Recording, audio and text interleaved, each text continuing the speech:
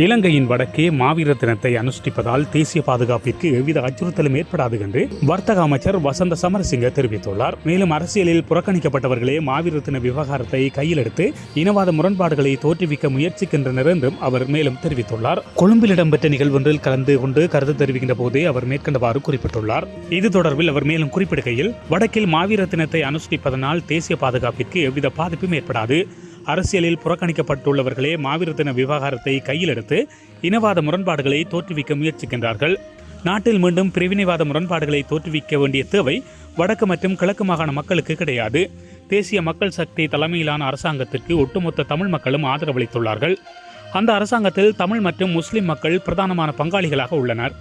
அனைத்து இன மக்களின் ஒற்றுமையுடன் சிறந்த அரச நிர்வாகத்தை முன்னெடுப்போம். தேசிய பாதுகாப்பு பலப்படுத்தப்பட்டுள்ளது. ஆகவே இனவாதத்தை முன்னிலைப்படுத்தி அரசியல் செய்யும் தரப்பினர் வீணாக அச்சமுடைய தேவையில்லை என்றும் அவர் மேலும் குறிப்பிட்டுள்ளார்.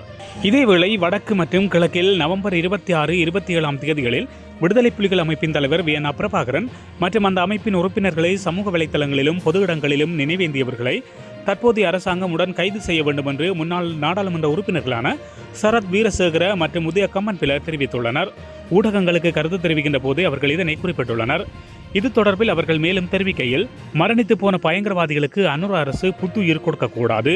நாடாளுமன்ற தேர்தலில் வடக்கு கிழக்கில் தேசிய மக்கள் சக்தியினருக்கு அதிக ஆசனங்கள் கிடைத்தமைக்காக விடுதலை புலிகள் அமைப்பின் தலைவர் வி.என். பிரபாகரனின் பிறந்த தினத்தினையும் மாவீரர் தினத்தையும் பகிரங்கமாக அனுஷ்டிக்க தமிழ் மக்களுக்கு அனுர அரசு அனுமதி வழங்கியுள்ளது.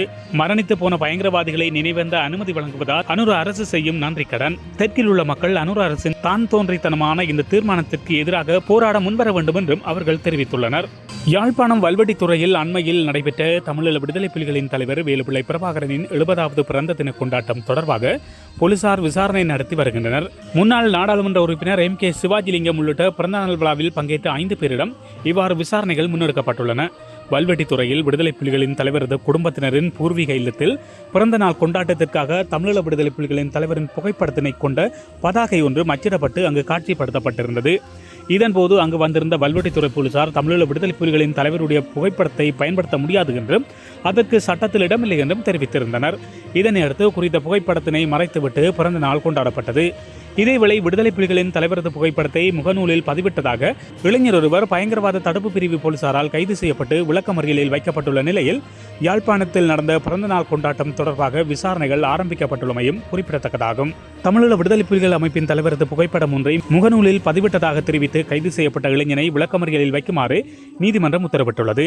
இதன்படி எதிர்வரும் 4ஆம் தேதி வரை அந்த இளைஞனை விளக்கமறியலில் வைக்குமாறு யாழ்ப்பாணம் நீதவான் நீதிமன்றம் இன்று உத்தரவிட்டுள்ளது. பயங்கரவாத தடுப்பு பிரிவு போலீசாரால் கைது செய்யப்பட்ட இணுவில் பகுதியைச் சேர்ந்த இளைஞனே இவ்வாறு கைது செய்யப்பட்டிருந்தார். இந்த நிலையில் இன்றைய தினம் குறித்த இளைஞன் யாழ்ப்பாணம் நீதவான் நீதிமன்றத்தில் பதில் நீதவான் முன்னிலையில் முற்படுத்தப்பட்ட போது விளக்கமறியல் உத்தரவு பிறப்பிக்கப்பட்டுள்ளது. இவ்வாறு கைது செய்யப்பட்ட சந்தக நபர் சார்பாக சட்டத்தரணி கனகரத்னம் சுகாஸ் வழக்கில் முன்னிலையாகியிருந்தமையும் குறிப்பிடத்தக்கதாகும். இதுபோன்ற செய்திகளை உடனுக்குடன் தெரிந்து கொள்ள மீரா தமிழ் சேனலை சப்ஸ்கிரைப் செய்து இணைந்தீர்கள்.